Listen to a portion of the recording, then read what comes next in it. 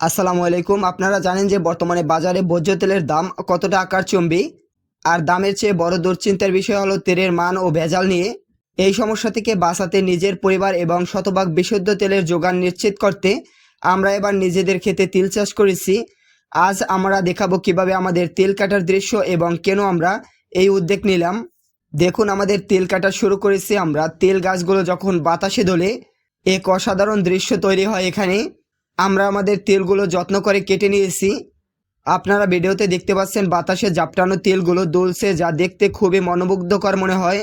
আমাদের ক্ষেতে সব তেল এখনও পুরোপুরি পাকেনি, কিছু জায়গায় এখনও কাঁচা আছে, তাই আমরা শুধুমাত্র পেকে যাওয়া তেলগুলো আগে থেকে কেটে নিচ্ছি।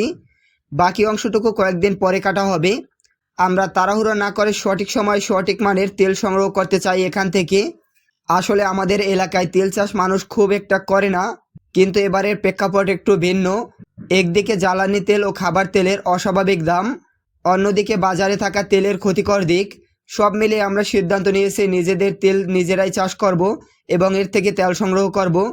এতে করে আমরা একদিকে যেমন আর্থিকভাবে সাশ্রয়ী হব, অন্যদিকে বাজারে কেমিক্যালযুক্ত বা ভেজাল তেলের হাত থেকে পরিবারকে রক্ষা করতে পারবো।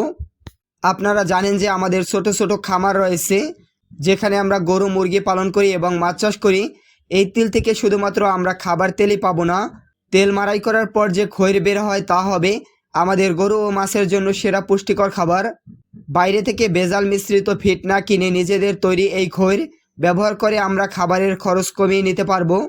কৃষিতে এই ছোট ছোট উদ্যোগগুলোই পারে আমাদের স্বাবলম্বী করতে।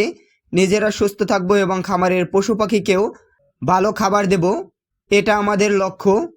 আজকের ভিডিওতে কেমন লাগছে তা কমেন্টের মাধ্যমে জানাবেন। আমাদের খামার এবং কৃষি বিষয়ে আরও ভিডিও পেতে চ্যানেলটি সাবস্ক্রাইব করে রাখবেন।